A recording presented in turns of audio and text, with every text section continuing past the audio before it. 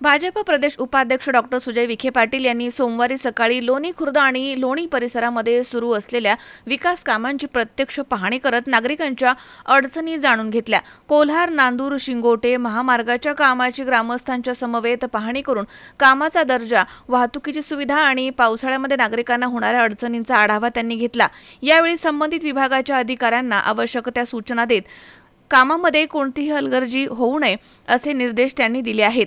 लोणी खुर्द इथे सुरू असणाऱ्या महामार्गाचे आणि गटार बांधकामाचे देखील त्यांनी ग्रामस्थांच्या सोबत पाहणी केली आहे। नागरिकांनी मांडलेल्या विविध समस्या आणि सूचनांची देखील दखल घेत संबंधित अधिकाऱ्यांना तातडीने कारवाई करण्याच्या सूचना त्यांनी दिल्या आहेत। यावेळी भर पावसातही डॉक्टर सुजय विखे पाटील यांनी लोणी येथील एका पंचर दुकानामध्येच जनता दरबार भरवला।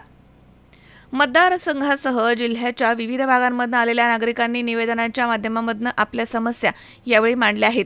प्रत्येकाचं म्हणणं शांतपणे ऐकून संबंधित विभागांशी संपर्क साधत प्रश्न मार्गी लावण्यासाठी त्यांनी तात्काळ सूचना दिल्या आहेत।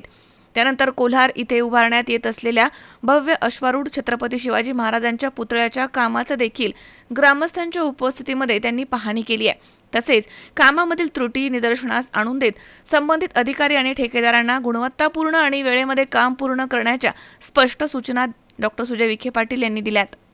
भर पावसातही प्रत्यक्ष घटनास्थळी जाऊन विकास कामांचा आढावा घेणं, नागरिकांच्या समस्या ऐकून त्यावर तातडीने कारवाई करण्याचे निर्देश देणं आणि कामाच्या गुणवत्तेबाबत ठोस भूमिका घेणं, यामुळे उपस्थित ग्रामस्थांनी डॉक्टर सुजय विखे पाटील यांच्या कार्यपद्धतीचं स्वागत केलंय। वृत्तसंकलन विभाग सी 24 तास लोणी।